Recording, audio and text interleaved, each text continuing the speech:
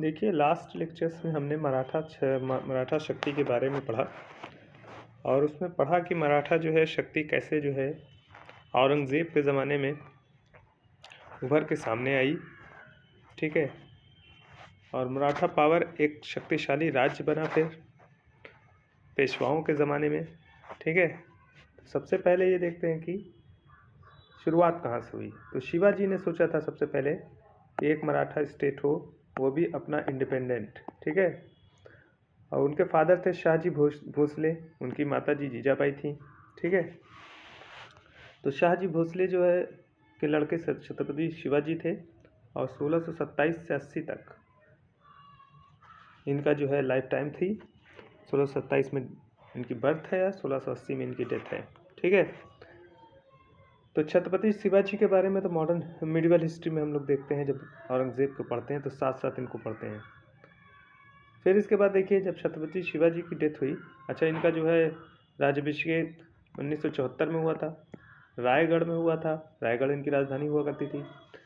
फिर उसके बाद इन्होंने जो है अष्टप्रधान नाम के 8 मंत्रियों को अपॉइंट किया था, जो पूरे जो है सिस्टम को देखते थे, उनके एडमिनिस्ट्रेशन को देखते थे। अष्टप्रधान का जो हेड होता था उसको पेशवा कहते थे, मतलब पीएम जो होता था वो पेशवा कहलाता था।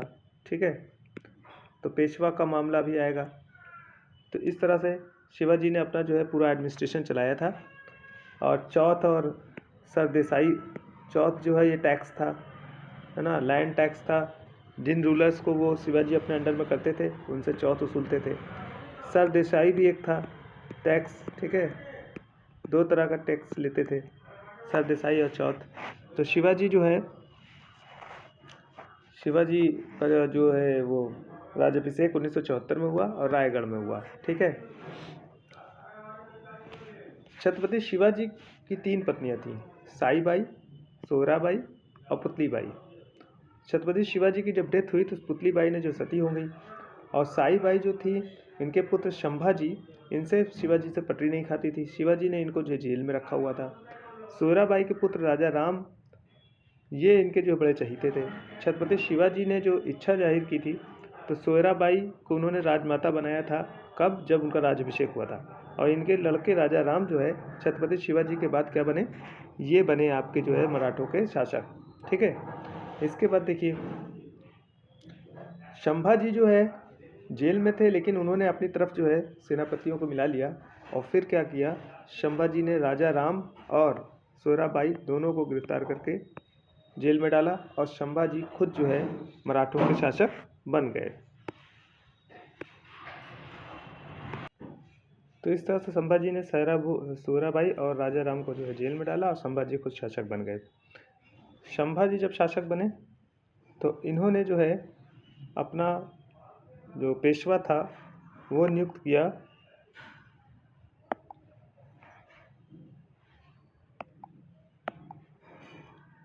नीलोपंत को। ठीक है। नीलोपंत को जो है अपना पेशवा घोषित किया। इस तरह से जो है संभाजी जो है बन गए शासक। इसके बाद क्या हुआ? इसके बाद ये हुआ कि संभाजी के पास अकबर जो एक लड़का था, किसका? अकबर पुत्र था औरंगज़ेब का, वो आ गया शरण लेने, क्योंकि अगर औरंगज़ेब की नीतियों के खिलाफ बहुत बोलता था। औरंगज़ेब ने इसको गिरफ्तार करने के लिए कहा, तो ये भाग के आया संभाजी के पास। तो अकबर जो है संभाजी के पास आ गया, अकबर सेकंड। और जब संभाजी के पास आया तो उन्होंने इसको रख लिया। 6 साल तक ये यहाँ रहा। तो इनके खिलाफ फिर मुगलों की सेना आई और संभाजी को हरा के संभाजी को गिरफ्तार किया। संभाजी की डेथ हो गई उसमें। ठीक है। और इसके बाद क्या हुआ, उनके लड़के शाहू जी थे और उनकी पत्नी यसूबाई थी। इन दोनों लोगों को, और भी परिवार के कई लोग थे, इनको उठा के जो है जेल, इनको जो है कैद कर लिया गया। तो मुगलों ने इन दोनों लोगों को कैद कर लिया था। इसके बाद क्या हुआ, जब मराठों का कोई शासक नहीं रहा तो फिर राजा राम जो है, जो जेल में थे, उनको लोगों ने शासक बनाया। ठीक है। 1689 में वो शासक बन गए। ठीक। तो 1680 से लेकर 1689 तक जो है 8-9 साल वो थे संभाजी। उसके बाद उनकी डेथ हो गई, अचानक डेथ हुई। इससे बहुत नाराज़ थे लोग, मराठा लोग एक इकट्ठा हो गए। उनकी शक्ति थोड़ा, उनमें एक तरह से एनर्जी आ गई। ठीक है। और उन्होंने जो है औरंगज़ेब के ख़िलाफ़ जो है इकट्ठा होकर लड़ने की पूरी तैयारी की। और राजा राम जो है राजा राम बादशाह बने या राजा बने। राजा राम मराठों के राजा हो गए। अब राजा राम 1689 से 1700 तक इन्होंने जो है औरंगज़ेब से कई बार लड़ाइयाँ लड़ी, लेकिन राजा राम हारते रहे और इनको जिंजी में जाके ये जो है शरण लिए। फिर उसके बाद ये जो है सतारा चले गए। इस तरह से ये जो है मूव किए। अब वहाँ पे देखिए राजा राम के बाद क्या हुआ। तो राजा राम जब थे 1700 तक, तब तक तो ठीक था मामला, एक ही आदमी था जो मराठों को देख रहा था। लेकिन जब राजा राम की डेथ हुई तो ताराबाई उनकी पत्नी थी और राजस भाई उनकी पत्नी थी। दो पत्नियां थीं राजा राम की। तो राजा राम की पहली पत्नी जो ताराबाई थी, इन्होंने क्या किया, शिवाजी ना सेकंड इनके जो है पुत्र थे ताराबाई के, और राजस भाई के जो पुत्र थे संभाजी सेकंड थे। तो शिवाजी सेकंड को राजा राम के बाद उन्होंने क्या घोषित कर दिया, शासक मराठों का। जब मराठों का शासक शिवाजी सेकंड को घोषित किया, और इधर क्या हुआ, 1707 में औरंगज़ेब की डेथ हो गई। 1707 में औरंगज़ेब की डेथ हो गई। अब जब इनकी डेथ हुई तो आप जानते हैं बहादुर शाह फर्स्ट बैठे थे, मुग़ल शासक बन गए। तो बहादुर शाह फर्स्ट ने क्या किया कि उठा के शाह जी को आज़ाद कर दिया कैद से। ये जब कैद से आज़ाद हुए तो फिर ये आए मराठों के पास, और जब मराठों के पास आए तो यहाँ पे शिवाजी सेकंड पहले से राजा बने हुए थे, है ना, ये शासक पहले से थे। तो शाहू जी और ताराबाई के बीच एक युद्ध हुआ, ठीक है, और मतलब एक तरह से सिविल वार शुरू हो गई। तो ये सिविल वार मराठों के बीच शुरू हो गई। और इसके बाद क्या हुआ कि शाहू जी जो है जीत गए उसमें, और इनकी मदद की थी बालाजी विश्वनाथ थे, इन्होंने इनकी मदद की थी। और ये जो है बहुत ही ज़्यादा एक्टिव पर्सन थे, बहुत ज़्यादा इंटेलिजेंट थे और वॉरियर भी थे। तो शाहू जी जो आए और ताराबाई से इनका युद्ध हुआ, तो उसमें विश्वनाथ बालाजी ने इनकी हेल्प की और ताराबाई हार गई। ताराबाई जो है फिर सेटल हो गई जाके कोल्हापुर में, और शाहू जी जो है सतारा में, ठीक है। इस तरह से दोनों लोग दो एरिया में जो है राज करने लगे, या कहिए कि मराठा पावर दो पार्ट में बढ़ गई, कोल्हापुर और सतारा में, ठीक है। तो इस तरह से शाहू जी फिर राज करना शुरू किए 1708 से लेकर 1749 तक, काफ़ी लंबा समय रहा है शाहू जी का। लेकिन उन्होंने अपना जो है पेशवा बनाया विश्वनाथ बालाजी को। जब लड़ाई जीत गया और सतारा में अपना रह के जो है मराठों को देखने लगे, तो विश्वनाथ बालाजी को उन्होंने पेशवा बना दिया। अब यहाँ से पेशवा जो है वो एक डोमिनेंट पावर बन के उभरेगा, और जो मराठा का जो शासक है, वो मराठा जो रूलर है वो कमज़ोर होता जाएगा। मतलब शिवाजी की डायनेस्टी में जो लोग हैं वो अब कमज़ोर होंगे, और ये जो पेशवा हैं ये उभर के सामने आएंगे, ठीक है। अब पेशवा में विश्वनाथ बालाजी, ये इम्पोर्टेंट है, ठीक है। चलिए देखते हैं कि शाहू जी शाहू जी 1708 से 1749 तक हैं। तो इस पीरियड में कई जो है पेशवा बनेंगे। सबसे पहले पेशवा विश्वनाथ बालाजी है। इनको कहा जाता है कि मराठों को इन्होंने फिर से मराठों का पुनरुद्धार किया, ठीक है, मराठा शक्ति का। अब इसमें देखिए पेशवाओं के बारे में ज़्यादा देख लेते हैं। देखिए सबसे पहले पेशवा जो बने बालाजी विश्वनाथ बने, ठीक है। इनको बनाया शाहू जी ने, मराठा शासक शाहू जी ने। फिर उसके बाद देखिए इनके लड़के थे बाजीराव प्रथम। एक्चुअल में मराठा पावर को महाराष्ट्र से निकाल के और एरिया तक ले जाने का काम बाजीराव प्रथम का है। इन्होंने जो है नॉर्थ इंडिया में मराठा पावर को ले जाने का काम किया, और अपने जो है मराठा राज्य मुग़लों से बहुत सारा एरिया जो है ले लिया मराठों ने। और मुग़लों का जो राज्य लिया उसको अपने सरदारों में बांट दिया, 4 सरदारों में बांटा, ठीक है। होलकर, भोसले और गायकवाड़, और एक जो है और थे 4 जो है सिंधिया, 4 जो है मराठा सरदारों में बांटा उन मुग़ल एरियाज़ को जो बाजीराव ने कंट्रोल किया था, बाजीराव ने अपने में मिलाया था, ठीक है। फिर देखिए अगले जो हुए पेशवा वो बालाजी बाजीराव हुए, ठीक है। बालाजी बाजीराव जब हुए तो इनके जो है भाई थे रघुनाथ राव, ये भी बनना चाहते थे, ठीक है, लेकिन बने नहीं, बालाजी बाजीराव ही बने, ठीक है। तो इसी टाइम में रघुनाथ भोसले रघुनाथ भोसले, ये जो थे ये मराठा सरदार थे भोसलों के, और इनसे पटरी नहीं खाती थी बालाजी बाजीराव की, ठीक है ना। ये आप जानते रहिए कि ये जो है सरदार जो थे ये रघुनाथ नहीं, रघुराव है, रघुराव भोसले, इनके साथ जो है पटरी नहीं खाती थी बालाजी बाजीराव की। और इधर रघुनाथ राव भी थे जो इनके चचा थे, ये भी चाहते थे कि ये बन जाए, ठीक है। लेकिन बालाजी बाजीराव बहुत एक्टिव थे, बहुत ज़्यादा पावरफुल थे, इसलिए यही बने रहे, ठीक। इनका भी अपॉइंटमेंट शाहू जी ने ही किया। देखिए 1740 से 1748 तक शाहू जी थे, ठीक। तो शाहू जी ने ही बालाजी विश्वनाथ का अपॉइंटमेंट भी किया, शाहू जी के ही पेशवा बने बाजीराव फर्स्ट, और शाहू जी के ही पेशवा बने बालाजी बाजीराव, ठीक है। लेकिन इस पीरियड में मराठा पावर एकदम चरम पे पहुंच गई। बालाजी बाजीराव के टाइम पे बहुत बड़ा एरिया आ गया मराठों के अंडर में। इसके बाद क्या हुआ, इसके बाद ये हुआ कि बालाजी बाजीराव के बाद इनके 3 पुत्र थे। अब यहाँ से देखिए डिस्टर्बेंस शुरू होगा। माधव राव फर्स्ट, नारायण राव और विश्वास राव, ठीक है। तो माधव राव फर्स्ट को इनके बाद बनाया गया, शासक बने, और ये भी शक्तिशाली थे, ये भी बहुत पावरफुल थे, ठीक है। इन्होंने भी जो है मराठा पावर को आगे बढ़ाने के लिए कोशिश की। लेकिन यहाँ पे देखिए बालाजी बाजीराव जब थे 1761 में इनकी डेथ हुई है। यहाँ पे एक लड़ाई हुई जिसको कहते हैं पानीपत का 3rd वार, और ये हुई थी अहमद शाह अब्दाली से जो अफगानी था। इस लड़ाई में 1761 की लड़ाई में मुग़ल अफगानों ने जो हराया मराठों को, उससे ये साबित हो गया कि मराठा पावर बहुत दिनों तक अब नहीं चलेगी, ठीक है, या मराठा पूरे इंडिया पर राज नहीं कर पाएंगे। बहुत ही ज़्यादा फिर उसके बाद डिस्टर्ब हो गए मराठा। इसके बाद क्या हुआ कि माधवराव जब बने तो इन्होंने कोशिश की कि मराठा पावर फिर से जो है उसी चरम पे पहुंच जाए, लेकिन ऐसा हुआ नहीं। अचानक इनकी डेथ हुई बीमारी की वजह से, और 27 साल में इनकी डेथ हो गई थी। देखिए 61 में बने हैं, 72 में मर गए हैं, बहुत कम एज में माधवराव फर्स्ट मर गए। इसकी वजह से जो क्या हुआ कि मराठा पावर बहुत वीक हो गया। एक तो पानीपत की लड़ाई और एक माधवराव फर्स्ट का बहुत जल्दी से चना, ये दोनों चीज़ों ने बहुत इफ़ेक्ट किया, ठीक है।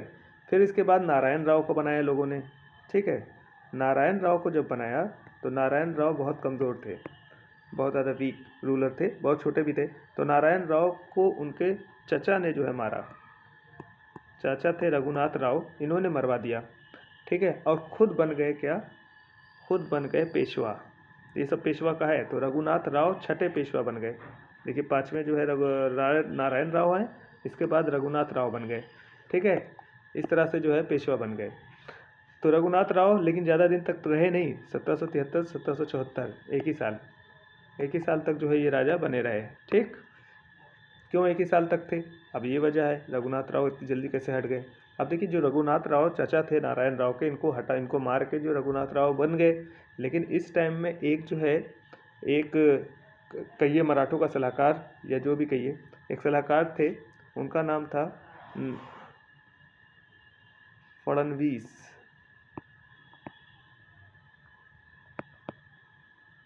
नाना फडणवीस थे। नाना फडणवीस जो थे ये बहुत ज़्यादा कूटनीतिक थे, ठीक है। और मराठों की जो है जो आपस की लड़ाई थी उसको ख़त्म करने की कोशिश कर रहे थे, ठीक। तो नाना फडणवीस ने जो है देखा कि ये जो है रघुनाथ राव बन रहा है, और रघुनाथ राव के बहुत ज़्यादा अपोज करते थे, ठीक है। अपोज करने की वजह से ये हुआ कि इन दोनों के बीच पटरी नहीं खाई, नाना फडणवीस और रघुनाथ राव के बीच, ठीक है। जब इन दोनों के बीच पटरी नहीं खाई तो फिर नाना जो है फडणवीस ने क्या किया, रघुनाथ राव को हराने के लिए या उसको हटाने के लिए कोशिश शुरू की, ठीक है। तो नाना फडणवीस का ओरिजिनल नाम था जनार्दन भानु, ये याद रखिएगा, जनार्दन भानु नाना फडणवीस का नाम था। तो नाना फडणवीस ने रघुनाथ राव को जो हटाने की पूरी कोशिश की, और रघुनाथ राव को लगा कि ये हमको हटा देंगे, तो फिर रघुनाथ राव चले गए अंग्रेज़ों के पास। देखिए अब यहाँ से ब्रिटिशर्स एंट्री करेंगे, ठीक है। ब्रिटिशर्स के पास गए रघुनाथ राव सहायता लेने के लिए, और रघुनाथ राव को सहायता दी भी ब्रिटिशर्स ने, कहा कि हम आपको बनाएंगे पेशवा।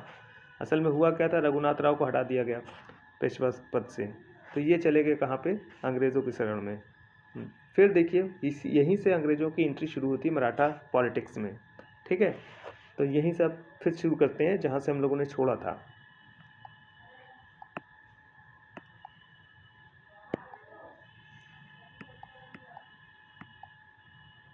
देखिए नारायण राव बने, लेकिन उनको मरवा दिया रघुनाथ राव ने, उनके चचा थे। लेकिन रघुनाथ राव भी ज़्यादा दिन नहीं रह पाए, ठीक है, क्योंकि इनके खिलाफ नाना फडणवीस जो है एक्शन कर रहे थे। फिर क्या हुआ, इसके बाद रघुनाथ राव चले गए कहाँ, ब्रिटिशर्स के पास। देखिए अब रघुनाथ राव आ रहे हैं ब्रिटिशर्स के पास। रघुनाथ राव ने ब्रिटिशर्स से ट्रीटी की, ट्रीटी ऑफ सूरत कहलाती है, 1775 मार्च में हुई है। अब यहाँ पे ट्रीटीज़ जो हो रही हैं बहुत इंपॉर्टेंट है। 1775 में 7 मार्च को एक ट्रीटी हुई रघुनाथ राव और ब्रिटिशर्स के बीच, और ब्रिटिशर्स ने कहा हम आपको पेशवा बनाए रखेंगे, आपको बनाएंगे और आप ही रहेंगे, ये कह के बहुत सारे जो है एग्रीमेंट उसमें साइन कर दिए गए। फिर इसके बाद क्या हुआ, फिर ब्रिटिशर्स रघुनाथ राव की तरफ से लड़ने आए। तो जो मराठाओं ने रघुनाथ राव को हटा दिया था पेशवा से, वो फिर लड़े। मराठा और ब्रिटिशर्स के बीच लड़ाई हुई, वो थी पहली एंग्लो मराठा वार, और ये हुई है 1775 मई में। तो मार्च में एग्रीमेंट हुआ और मई में जो है लड़ाई ब्रिटिशर्स ने रघुनाथ राव के लिए लड़ी मराठों से, ठीक है, और उसमें मराठा हार गए। मराठा हारे तो इसलिए यहाँ से जो है एक चीज़ ये समझ में आई कि अब मराठा जो है टिक नहीं पाएंगे अंग्रेजों के सामने। तो पहली मराठा वार जो है हार गए। इसके बाद देखिए ब्रिटिशर्स और लड़ाइयाँ, क्योंकि लड़ाई एक कोई नहीं होती थी, बार बार छोटी छोटी लड़ाइयाँ, एक जैसे एंग्लो मराठा वार कही जा रही है पहली, तो उसमें कई लड़ाइयाँ हुई थी। अब इसके बाद देखिए तलगांव का युद्ध हुआ 1789 में, ठीक है। इस युद्ध में क्या हुआ, अच्छा हाँ, ये जो लड़ाई हुई पहली मराठा वार, तो मराठा वार 1775 में हुई, मराठा हार गए, अंग्रेज जीत गए। लेकिन इधर नाना फडणवीस बहुत एक्टिव थे। नाना फडणवीस ने देखा कि ये तो ब्रिटिशर्स रघुनाथ राव को सपोर्ट करते चले जा रहे हैं, तो नाना फडणवीस ने जो है ब्रिटिशर्स से एक एग्रीमेंट किया जिसको कहते हैं पुरंदर की संधि। ये बहुत इंपॉर्टेंट संधि है, पुरंदर की संधि। पुरंदर की संधि 1 मार्च 1776 में की गई, इसी फर्स्ट एंग्लो मराठा वार के बाद। और इस संधि में ये हुआ कि नाना फडणवीस ने कहा कि अंग्रेज़ों से कि आप रघुनाथ राव का सपोर्ट न कीजिए, आप हमारे साथ खड़े रहिए मराठों के साथ, हम आपको ये चीज़ें देंगे। बहुत सारी चीज़ें अंग्रेज़ों को मिली थी उस वक्त। तो 1776 में जो है पुरंदर की संधि हुई 1 मार्च को, फर्स्ट एंग्लो मराठा वार के बाद, और नाना फडणवीस ने की वो, ठीक है। अब ब्रिटिशर्स ने ये भरोसा दिलाया नाना फडणवीस को कि हम रघुनाथ राव का सपोर्ट नहीं करेंगे, लेकिन वो करते रहे, रघुनाथ राव का सपोर्ट करते रहे। फिर देखिए तलगांव का युद्ध हुआ। इसके बाद इसमें जो है मराठा सरदारों ने क्या किया, अंग्रेज़ों को हरा दिया। और उसके बाद एक एग्रीमेंट हुआ, एक संधि हुई अंग्रेज़ों के साथ जिसको कहते हैं बड़गांव की संधि। ये बड़गांव की संधि में अंग्रेज़ डाउन थे क्योंकि अंग्रेज़ हार गए थे, तो ये संधि भी बड़ी इंपॉर्टेंट है। तो 1789 में तलगांव के युद्ध में अंग्रेज़ हारे और बड़गांव की संधि हुई 1789 में। इसमें अंग्रेज़ों से बहुत कुछ ले लिया गया, मराठों ने लिया। ये अंग्रेज़ों को अपमानजनक लगी, ह्यूमिलिएटिंग थी। अंग्रेज़ों को लगा कि ये तो हमारे जो है बहुत शर्मनाक बात हो गई, तो ह्यूमिलिएटिंग थी। इसलिए जो है अंग्रेज़ों ने फिर अपना जो है मराठों के खिलाफ जो लड़ाई थी वो जारी रखी, वो ख़त्म नहीं की। तो वारेन हेस्टिंग उस वक्त जो था गवर्नर जनरल था 1789-80 में, और उसने लगातार मराठों से लड़ाई अपनी जारी रखी, बंद नहीं की। इसके बाद क्या हुआ, मराठों ने जो है हैदर अली और नवाब जो हैदराबाद के थे उनसे सहायता लेने की बात शुरू की कि अंग्रेज़ों के खिलाफ मिल के लड़ा जाए। जब ये हुआ तो वारेन हेस्टिंग को लगा ऐसा ना हो कि सारे एक साथ आ जाएं लड़ने के लिए और हम हार जाएं। तो उन्होंने क्या किया, अब टाइम उसको चाहिए था अपने को इस्टेब्लिश करने के लिए, तो उसने क्या किया, वारेन हेस्टिंग ने मराठों से सालबाई की संधि की। ये बहुत चालाकी करते थे अंग्रेज़, जब भी कोई जो है कमज़ोर जहाँ अपने को देखते थे वहाँ पे वो तुरंत ट्रीटी पे आ जाते थे। कोई छोटी मोटी ट्रीटी करके वो समय लेते थे, समय लेके अपने को पावरफुल बनाते थे, या कोशिश करते थे कि जो अगली पार्टी है उसको कमज़ोर कर दें, करके तब फिर वो लड़ते थे। तो वारेन हेस्टिंग ने यही किया, सालबाई की संधि की। बहुत इंपॉर्टेंट संधि है ये वारेन हेस्टिंग के साथ, ठीक है। 1782 में हुई है मराठा और वारेन हेस्टिंग के बीच, ठीक है। यहाँ से फर्स्ट जो एंग्लो मराठा वार थी वो शांत हुई, ठीक। लेकिन अंग्रेज़ों को बहुत मौका मिल गया, उनकी सत्ता को एक जीवन मिल गया। इसमें इसमें जो है एग्रीमेंट में जो शर्तें लिखी हुई थी उसमें अंग्रेज़ों को बहुत फ़ायदा मिला, ठीक है। अंग्रेज़ों को बहुत फ़ायदा मिला, मतलब बड़गांव की संधि से जो अपमान मिला था उसमें थोड़ा सुधार हुआ।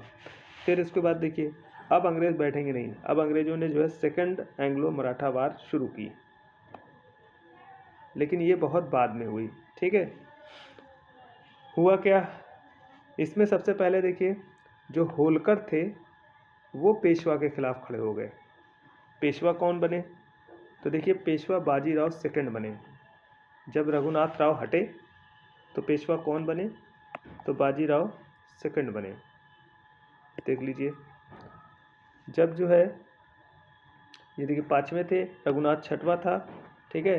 सातवें माधव नारायण बने, ये बहुत बहुत कम दिनों के लिए बने थे, ज़्यादा समय तक कुछ इनका एक्शन नहीं था। लेकिन बाजीराव सेकंड जो है ये लास्ट में यही थे, ठीक है।